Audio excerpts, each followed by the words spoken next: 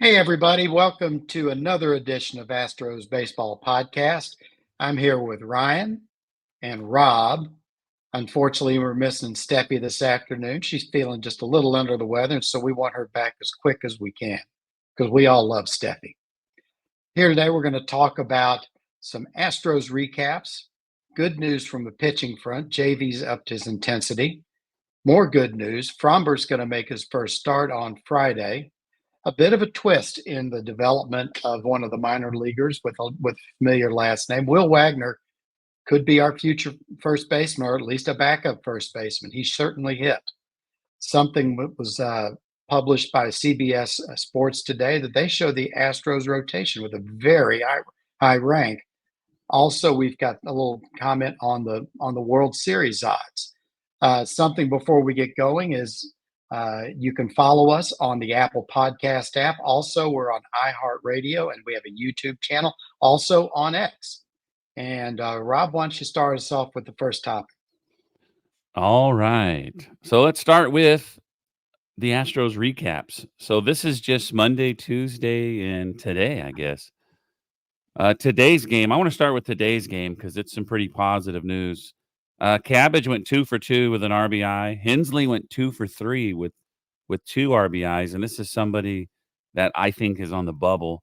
Jake Myers, even Brian McTaggart talked about Jake Myers taking full advantage of this opportunity. One for one with 2 walks.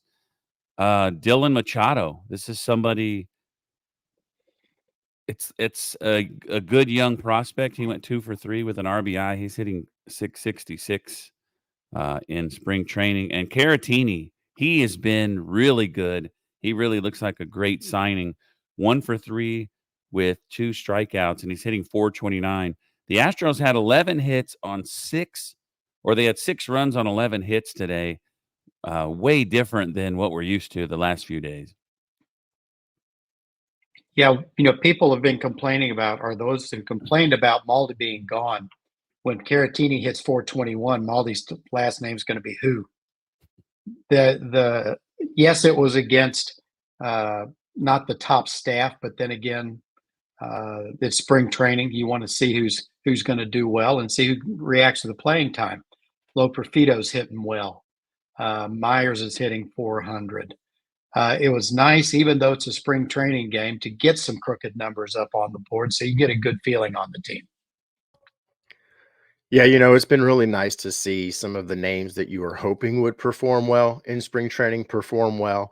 The split squad the other day, yeah, Altuve, Abreu, Bregman. Yeah, nobody really did a whole lot to write home about. But when you've got Diaz and Myers and Caratini and some of these other on the bubble guys performing really well, it's really nice to see that happen early in spring training. Hopefully they can maintain that and really get their feet under them well and maintain that. But it's a good sign, I think, for the season to come that some of these guys that we had hoped and that we really need to perform well throughout the season get a good start early here in the spring. And so I think that's hearing those names, Myers, Caratini, Cabbage, Diaz had a great day. I think it's really good to hear that some of these guys are starting off spring training really well. What I think is really encouraging too is that the pitchers that we have, we expect to do well, are doing well.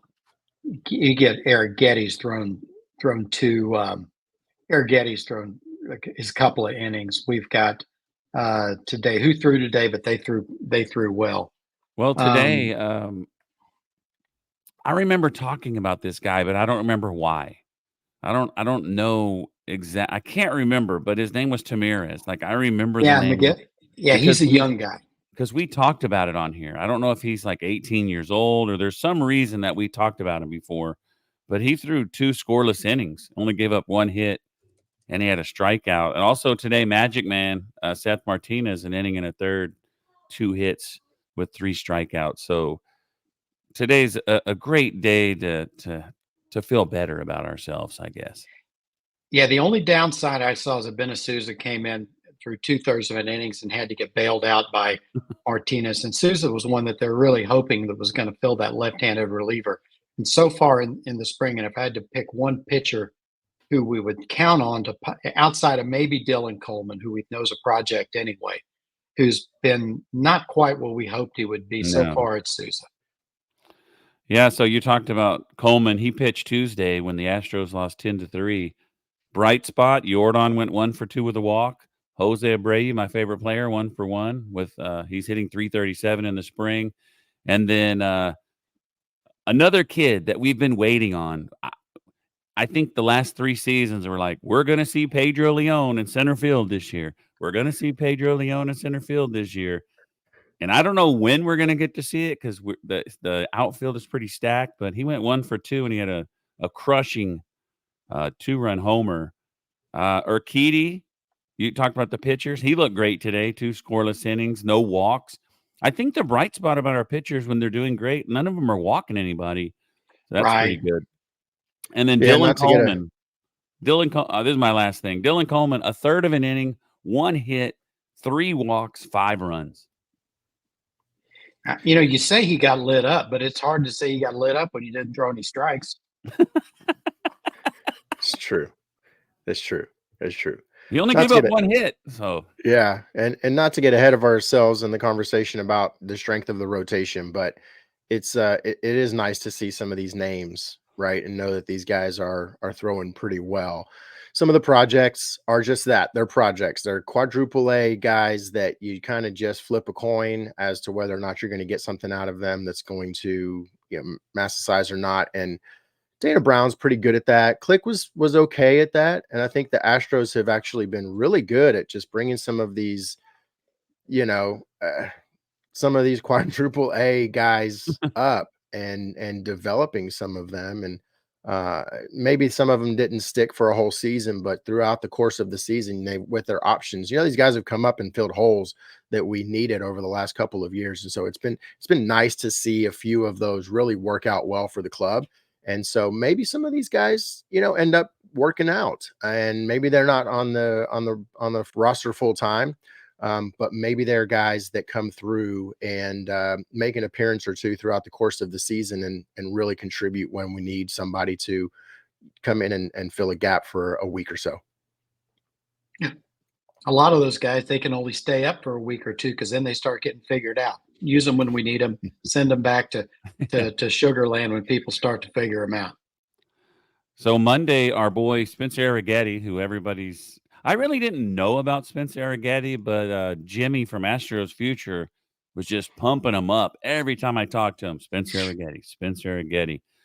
The Astros lose 4-0 on Monday, but Arrighetti, 2 scoreless innings, only 1 hit and 3 strikeouts.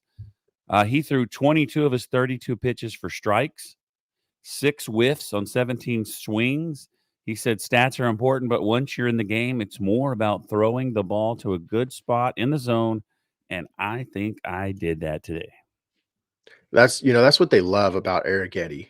He's got good control and he knows the zone well. And I think that it's one of those things that they're probably working a little bit on his velocity because he's not a super hard thrower. Some of his breaking stuff does not have the motion maybe that they really want it to. But when you've got a good control of the zone and you know where that is and you can pick that up as a pitcher really well, that's promising, more so than somebody who's got a ton of velocity but has no control. I think that's the issue with Coleman, right? Is Coleman's got really good stuff. He doesn't have any control. When you've got a kid that's got good control and can pick the zone and knows where it is and pick his spots and hit his spots, you can work on the velocity. You can work on the breaking stuff and make that better and refine that. I think he's the kind of guy that is easier refined than somebody who's got a lot of good stuff but no control. So I think that's one of the big things that we've got with Arrighetti, and that's why they're so high on the kid. From what I've seen, I love his makeup. I mean, you see when he's on the mound, you see when he's talking to people in the clubhouse in his interviews. Nothing seems to faze him. He's there to do his job, and he's going to be here sooner rather than later. I expect he'll start at Sugar Land to finish everything off. All right, the next topic. This is good news. What's a good segue too, right? With Arrighetti's locker being right next to JV's. Yeah. JV ups his intensity. The guy threw 50 pitches from the mound today, and that is really good news. Yeah, you know, it's funny. You talk about Eric Getty's locker right next to me. You've got Hunter Brown, man, um, mimicking JV's windup. So JV's got his kind of own little pitching tree going on. Um, Good news that he's upped his intensity. The better news, it seems that he's recovered okay. I'm not so Yeah, worried about I'm not so worried about how many pitches he threw, or if he threw 89, if he threw 93, if he threw 94. I want to know that JV gets out of bed and doesn't need an extra Tylenol. Yeah. well, and you know, in his latest little interview, little scrum that they threw together, he said his confidence is up, right? Which is what you want to hear from a guy like JV when you had this, you know, minor issue or setback, whatever you want to call it. The fact that he came out and he said, "My confidence is high." They're even talking about him potentially being ready by opening day, which, you know, that's good news. And to see that he's also saying that they're increasing his intensity, all of the things point to, you know, good signs, right? And a lot of people were freaked out, were a little scared, were questioning the JV trade, all because of the news of his shoulder. This is good news. This should calm some people's jets a little bit, and you know, really kind of bring us back into reality that JV is a man. He's a professional. The guy knows his body. He's been one of the best over the course of his career, and we should trust the guy. And so if he says he's got high confidence and he's willing to increase his intensity and he's doing so, and he's got his rhythm and his rhyme set, this is nothing but good news. And hopefully it means that he'll be ready by opening day. I think that would be great. Like I said before in another episode, even if it means that he's not stretched out fully to throw a 7-inning game, 7-inning start, and if he's, you know, limited to maybe a 5-inning start, I think it's great, and it'll be awesome to see him go against Garrett Cole on opening day. So that's my hopes. And 5 inning starts for a pitcher coming out of the first game of the season is not uncommon anyway. It's not uncommon to see a pitcher who's not really stretched out, and they're going to want that pitcher, like you said before, Ryan. You want him ready in September, and if it means he's not quite as long as he is in April, that's just the way it is. Yep. Yeah. Yep. Hey, Wally, you said something before we started recording about MLB. And I guess they're in discussions, or what were you saying about they want to go down to 12 Yeah, pitchers? I read something today that MLB is going through some discussions of cutting the number of relievers down to 12. The idea would be to more completely emphasize starting pitching. Yeah. You know, that sounds like something that's a worthy goal in the base case, but that that idea has a lot of different tentacles in it, starting even from the standpoint of kids who are doing, year-round travel ball and using, putting a lot of repetitive stress on their arms at a young age, to where they don't really get to stretch out and throw as many long innings as they would. And also when they're talking about, more directly, when they're talking about reducing the pitch clock to 18 seconds, you're talking about pitchers who are going to get less rest in between pitches, going to cause shorter outings. And if you do try to push them like that, you've got a better probability of getting arm injuries. Yeah. You would think. I mean, it's the day. That's one of the things, Tony. That's one of the things they're talking about with this pitch clock. Is, we talked earlier, is that, it's like 20 is good, 18 seconds must be better. But nobody's really sat back and taken a look at the data and say, what is it? I wish they would go with this 20 seconds for 2 or 3 or 4 years, and let's get a good baseline of data, and we know where this thing is running. Yeah. So right now we have 5. I guess you have 5 starters and 8 relief pitchers, so that would go down to 7. So they would expect more from the starters. So I guess JV. The last thing I want to say about JV is, like, he did throw 50 pitches, and the positive thing is from the mound. It wasn't on the flat ground or anything. So that's very good. But what do you think about this? The debut of the slimmer, shorter hair, no hitter last year, Framber Valdez. Yeah, I think exciting. So I think they're saying that it's going to be a piggyback start with him and Hunter Brown, and then Hunter Brown's going to get another, or not Hunter Brown, Eric Getty's going to get to go with Javier on Saturday. So I think it'll be exciting Friday, Saturday matchups, right? It'll be a good weekend of baseball to watch. So it's great to see that Fromber's ready to go, going to get his start, and Javier as well. But it's exciting to see Fromber go. I'd like to see. They said that he's been working on his splitter a lot more now. So it'll be interesting to see if he really starts to break that out during the game, or if that's something that they're going to relegate just to bullpen work right now. So that's exciting to see that he's, we're only a week in and he's going to be up and running. Looking at Fromber, he looks like he's going through Astros boot camp with that short hair. The I just hope Fromber gets his head in shape.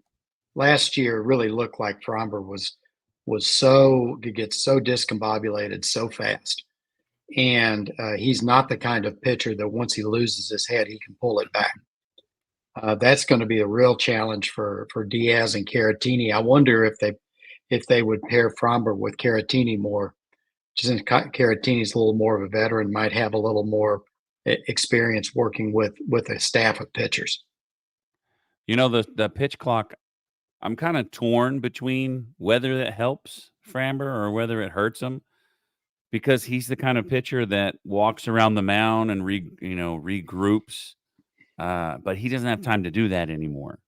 No. So one thing, he has to change what he's used to doing, but on the other hand, if he's being rushed, maybe he can get out of his own head. But I don't know. I don't know which one's better for him. I mean, I assume letting him walk around the mound for a while is better. But last year it was really, really crazy. And I don't know if the pitch clock is what happened to him, if that wore him out at the end.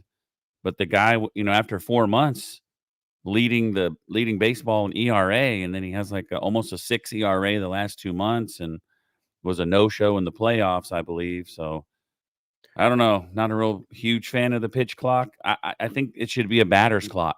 I think the batter should be ready at a certain time. Yeah, one thing about that pitch clock too that I think is just dumb as it can be is that the batter has to make eye contact with the pitcher. I mean, batter's in the box within so much time. Let the pitcher pitch. The batter knows who's in the box. He's got to be ready. Yeah, I don't understand. He has to be ready. He has to be locked and loaded and ready to go with 8 seconds left. But what does it matter? Do a Godzilla. He's got to do like a Godzilla stare down with him. Yeah, to show he's ready. It's an automatic strike if he's not ready. Yeah. But what does it matter? Yeah. Just let the pitcher throw the ball, right? Yeah, if you're in the box. The next thing Manfred's going to do, he's going to make the batter go like this. Yeah. Hey, I'm looking Tip at his you. hat. Hey, I got you. I'm ready to go. I'm ready. Batter up. One last thing about Fromber that I think might be a benefit. They say baseball players, they can get into their routine too much, right? You hear stories of, Roger Clemens used to rub icy hot in his crotch, and guys would double tie their shoes, or they'd throw something, the batting gloves would go in the other pocket, just try to throw themselves off to get them uncomfortable so that they think less. Maybe this changeup, and this isn't anything to do with Maldi necessarily, but maybe this changeup and having Caratini and or Diaz be his main catcher, or not give him a main catcher and say, look, depending on the matchups and who we're playing, you're going to get either Caratini or Diaz. So stay uncomfortable, right? Stay uncomfortable so that you're focused more on what you're actually doing on the mound as opposed to everything that's going on around you. Maybe this will be good for Fromber. Maybe it's a shot in the butt, and it's something that he needs to just kind of get him out of his own head. So I'm looking forward to this year. I really hope that it's going to be a year that we see Fromber that we know we can see. All right, so this next topic, I just saw this today before we got on, and I think he posted it yesterday when they talked about Framber getting his debut. These are the two things I got at the same time, but Will Wagner, as Spada said, Will Wagner, I had to say that twice, is going to get some looks at first base. And if you look at the roster, Will Wagner is a second baseman. If Altuve wasn't on the team, he may have been on the team a couple years ago. And there's no first baseman of the future. There's no third baseman of the future. So it's kind of like You you're got you got a couple of third people that can fill in as third baseman. DeCenzo's going to get a look, Mhm. but you're absolutely right on the first baseman. Singleton's just holding the place. It's nice to see him get a couple of sac flies today, but he's also 31, and so there's no one on the farm when you look at it and say this guy is pushing Abreu to retire. Is it, Ryan? Yeah, I don't think they have any faith in Singleton, to be honest with you, of him maintaining a spot in the future in this team. So I think the chess, playing a little bit of chess here and looking at some of these guys. Wagner performed really well last year, especially during spring training. Everybody was like, "Whoa, maybe Wagner comes up and takes Altuve's spot." There were a lot of people that thought that Wagner was going to make the club because of Altuve's injury during the World Baseball Classic. Um, I like this. I like Will Wagner. I think that he's got some tools that are major league ready. Maybe a little bit of refining here and there for him. And so I think moving him over to first might take away some of the work that he has to do from a defensive standpoint to be, a third baseman or second baseman. Not saying that first base is easy to play. There's just a little less refinement that it takes to play first base. And so I think if they're looking ahead to, Abreu, obviously his time is going to be running out here shortly, and Singleton's definitely not the first baseman of the future for this team. Who's kind of next that we could, refine? Who's the next that we could form into being the first baseman of the future for this team and not have to go out and spend $18-20 million a year on our next first baseman? Will Wagner makes a ton of sense. So I think this is a smart move on behalf of the Astros for sure. So what I wanted to say, about let me this. say this, Wally. So what I meant is like, of course we have a third baseman of the future because we have 4, farm teams, and there's people that play third base and there's people that play first base. But I'm talking about like someone that you're like, oh man, like this guy's coming up. How Will Wagner, you think about him at second baseman, this guy's been blocked. He's been ready, I think, for a while, like Ryan said, but we're not going to see him because he's second baseman and we got Jose Altuve, and they just extended him. So It's that's been the I think, issues it's been the issues that the Astros have had in their farm yeah, system for the last 5 years, right? Because yeah, everybody's been blocked. That's why we have so many 26, 27-year-old guys in our farm system yeah, because there's been nowhere for them to go. And yeah, in large part, they haven't been super high prospects that lead to any good yeah, trade assets, right? So it's interesting to see that they're really kind of starting to put their chips into a few of these guys with the future in mind. And so I like the move, like I said, and I think that when you look at Will Wagner and Zenzo and Pedro Leon and some of these other guys that are starting to get a little bit of attention because of the potential future outlook of the team. And Altuve re-signing and getting his lifelong extension here surely did not bode well for Will Wagner. So the team, knowing that he's an asset, decided to make a move. And so I think it's smart. I like it. Yeah, two things about Wagner.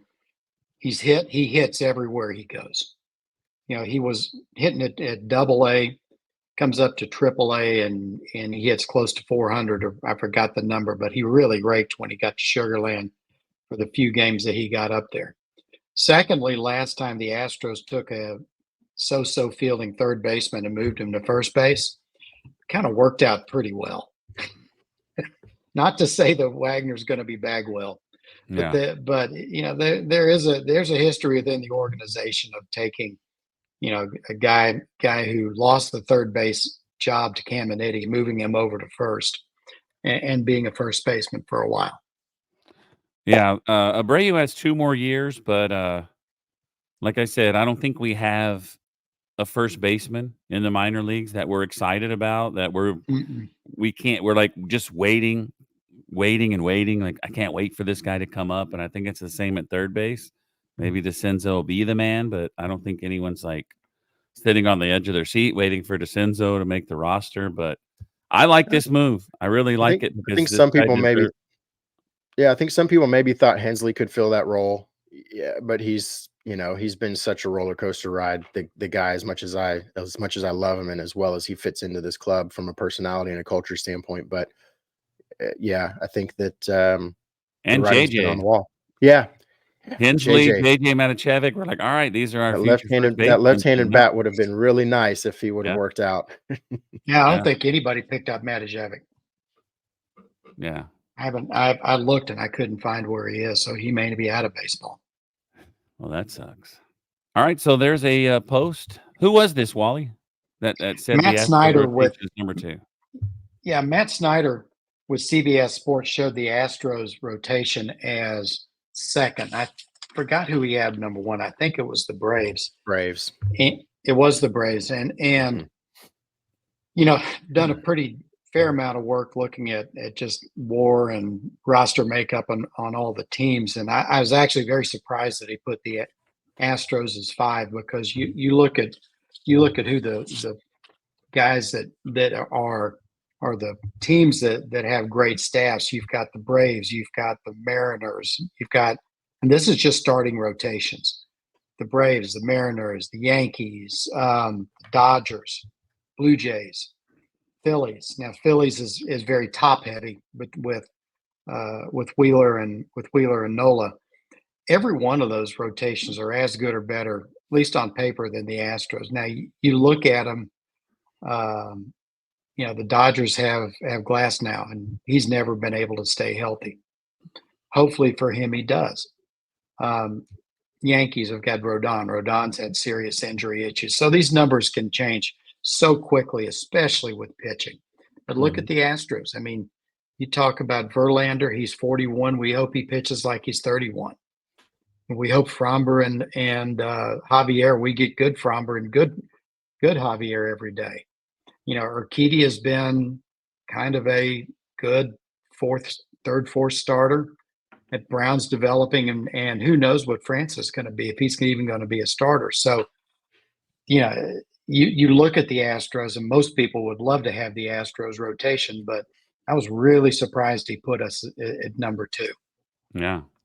I think the video that I saw a video clip of them explaining it, and it wasn't just starting rotation. So they were going through the whole pitching rotation, and they said, if I remember correctly in the clip, and this might just be obvious, is that one of the kickers was the back end of the bullpen, right? Is the Hader, Abreu, and Presley sitting back there, in that there's very few gaps in the whole pitching staff for the Astros, because you've got guys that are borderline starters, borderline bullpen guys that can middle relieve really well. But as long as you can get through 7 innings, you're game over almost, right?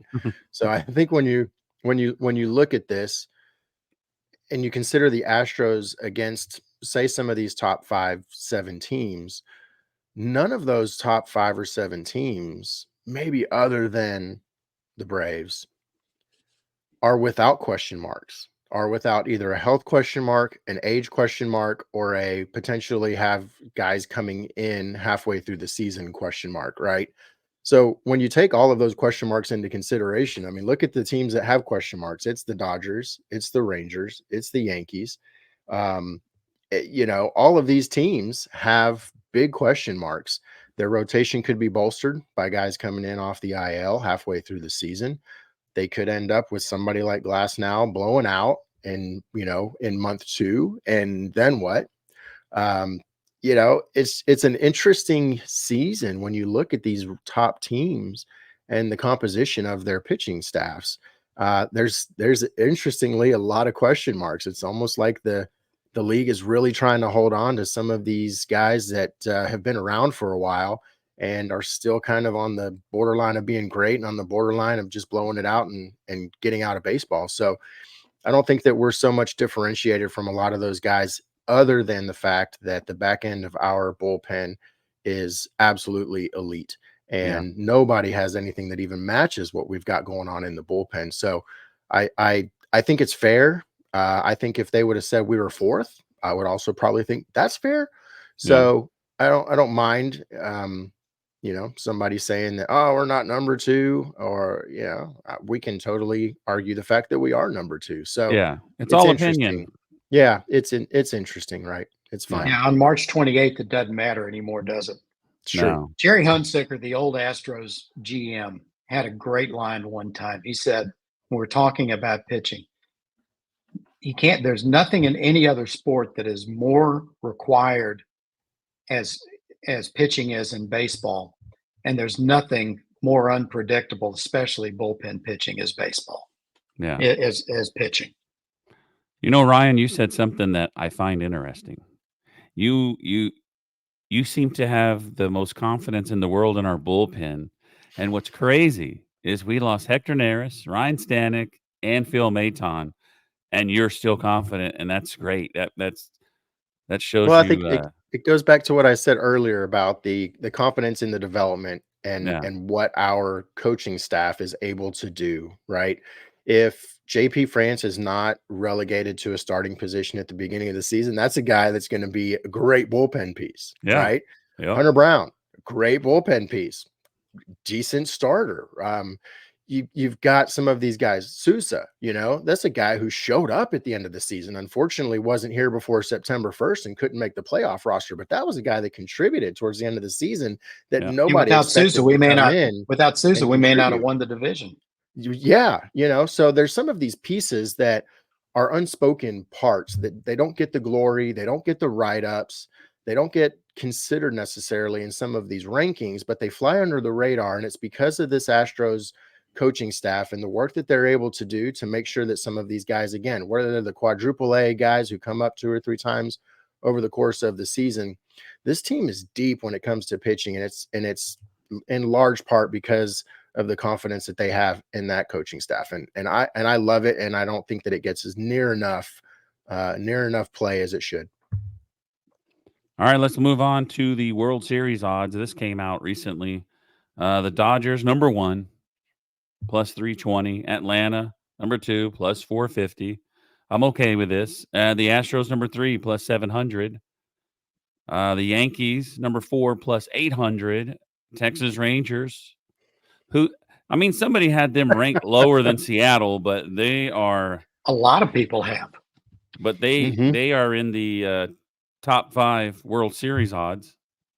And then Philadelphia and Baltimore round out tied for 6. And we already spoke about this as far as the pitching ratings. It's just odds. The team with the worst odds could end up winning. I doubt it, but you never know. I'm a big fan of Oklahoma, right?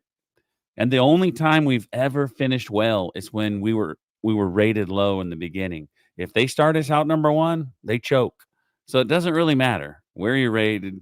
I don't know what the World Series odds for the Rangers last year, what it was. That'd be cool to look up. But what do y'all think about this? Fair. I mean, it's like we said a second ago. This all matters until March 28th. Yeah. Once March 28th starts, once March 28th gets here and we start playing, things will move around. And I'm looking at if I'm looking for something, I think Baltimore with those 2 pitchers going down they're gonna have a tough time. I'm really surprised Baltimore hadn't gone out and signed Jordan Montgomery especially or Snell, because they've got a big hole in the pitching staff and they could drop pretty quick. Snell's your boy. Toronto. What's that? Snell's your boy. I wouldn't have Snell. Not for the money he's demanding. Not for the money he's demanding. You know who else turned down? Not that he's in Snell's class, but somebody I read the other day who's not doesn't have a team because he's asking for too much money is Stanek. Yeah. Cubs came after Stanek, and he's sitting around. Yeah, I guess he's got a pretty good bank account and he can start clipping coupons, but but he doesn't have a job right now. And it sounds like he's got the opportunity to have one. He's going to end up taking a little bit of money because he's going to run out of time. That's what happens with these guys. Yeah, it's unfortunate, and he's a guy who pitched really well, and then when the pressure was on, didn't pitch really well, and so he's got kind of both of those working for him and against him. And I'm surprised that I'm surprised, but I'm not surprised. The pitching market has been ridiculous, and some of these guys are getting way more money than they really should. We all know it. So he inflated his value, he and his agent apparently, and thought that it was a good idea to really put himself out there. I mean, I think he made what, $5 million his last year here in Houston. Yeah. I didn't see what he was asking for, but if you made $5 million doing what you did here, I'm sure he's looking for that 3-year, 3-year. Yeah. He's looking for a Montero deal is what he really probably wants to get. And I understand it because the market has been what it is, but at the same time, you're a guy that has been a roller coaster ride for your previous team as well. So it's like I look think in the if mirror, kind of look yeah, in the mirror, say, dude, you're Ryan Stanek. dude, look in the mirror. When we went to the playoffs, they didn't even want you to pitch. And you yeah, want big money, like know your role, like The Rock says. I'll tell you what we can do. We can say take if he doesn't want it, we'll take a 40% cut off of what he makes, and we'll split it between the three of us. And we'll have $1 million. that's All probably right. what'll happen is he'll get a 1-year, $3 or $4 million deal somewhere. I'm sure. Yeah. All right. It is creeping up to that time for final thoughts. Somebody here has to go to work. I woke up early, folks, 2 hours early to do the show. I got to start getting ready for work. It is final thoughts. Wally, you have any final thoughts? I know Ryan does. Yeah, I mean, again, we said it the last couple times. The best thing that I'm seeing of our spring training is that we really don't have a lot of big storylines to talk about, other than we see some players starting to develop, and we see pitchers that are starting to pitchers that are doing well. As far as a competitive standpoint, these two they're saying these two pitchers, Montgomery and Snell, are going to land someplace in the next few days. They're saying Snell could land with the Angels. Fine. They're saying Montgomery could land with the Red Sox. His wife is in med school up there. It makes all kinds of sense. So we'll finally have some of the major players that have a place to play, and we really will be ready for the season. That's good stuff. All right. So my You're up, final Ryan. thoughts is our good friends at Brooksgate, as usual, came up with a very interesting MLB stadium distance to fill in the blank survey or whatever it is that they do. Yeah. And today's was very interesting because today's was MLB teams based on the distance to their nearest marijuana dispensary. And so this one surprised me. This one surprised me a little bit because the top 3 teams were not in states or in cities that I would have ever guessed. So I'll give you guys a couple of guesses here if you want to throw out what you think maybe were in the top 3 cities for stadiums closest to a marijuana dispensary. So we learned our lesson by not sharing our Brooksgate post with the other guys so we can have fun with it. My first pick would be Oakland. Okay. Yeah, Right? mine would be Denver or San Francisco. Yeah, Denver. Denver's that's all they have there. Yeah. Yeah, Denver would have been one of my choices, and Denver is actually number 4, surprisingly enough, with a 0.18 miles, so not even a quarter of a mile away. That sounds like some of the other dispensary. places sell it inside the stadium. Yeah, I was surprised. Again, I was surprised. Boston is the closest. So Boston is 0.08 miles, so not even a tenth of a mile. It's literally got to be on the doorsteps of Fenway Park. Who's last? The Astros? So last place is Kauffman Stadium. So Kansas City, 3.54 miles. The Astros rank number 19 with 0.65 miles. So we have dispensaries here? It's a CBD with THC only type of dispensary, right? So you can't go in there and buy I don't think that you can't go in there and buy the actual marijuana. I think it's got to be the oils or whatever. I don't know. I'm not a smoker, so I don't know really that much about it. But the top 3, that's what it was. Yeah. So the top 3, Fenway Park, 0.08 miles, Pittsburgh. So PNC Park is 0.12 miles away from True Lièvre, which is a medical only dispensary. And then number 3 was Chicago with Sunnyside Cannabis, which is 0.14 miles from Wrigley Field. And then The one that we all thought was probably going to be tops is Denver, and that's 0.18 Wow. 18 miles. So interesting. You said San Francisco earlier. They are number 13 with 0.38 miles from the ballpark. So Brooks Gates with another fun, interesting, how far away from an MLB stadium survey. Yeah. All right. So my final thought is this, folks. I'm going to give you a peek behind the curtain. So we're getting ready to do a show and we have no material, and everybody just starts texting each other. Hey, I heard this. I heard this. I heard this. We put it on the banners and we go. It's not rehearsed. We don't really talk about it. It's just we put this stuff together fast. So we hope you enjoy it. We do what I like to call a live show. We don't edit it. We record it, and like 10 minutes later, I upload it, and you hear what you're hearing now. There's no editing. I know there was a new review. So if you have Apple Podcasts, go give us a review. That helps us climb up the charts. It's not only listens, it's reviews have a big part of that. I think the And highest hey, we if you got have a was topic, 113. if you have a Yeah. topic that you would like for us to Absolutely. discuss, hit us on Twitter at Podcast Astros. Throw us a topic out there or some questions that you'd like for us to address on the show, and we'll see if we can get those in.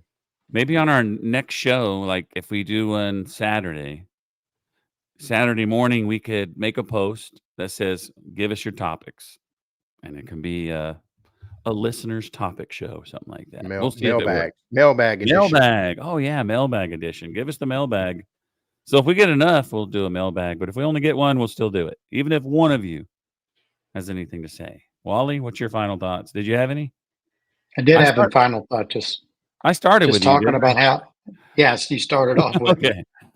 We can do round 2 if you want. No, I'm all right. All right, that's it, folks. For Wally, Thanks, and everybody. Ryan, we appreciate you tuning in to this episode of Astros Baseball. Follow us everywhere you can follow us, and we'll see you next time on Astros Baseball. Go Astros!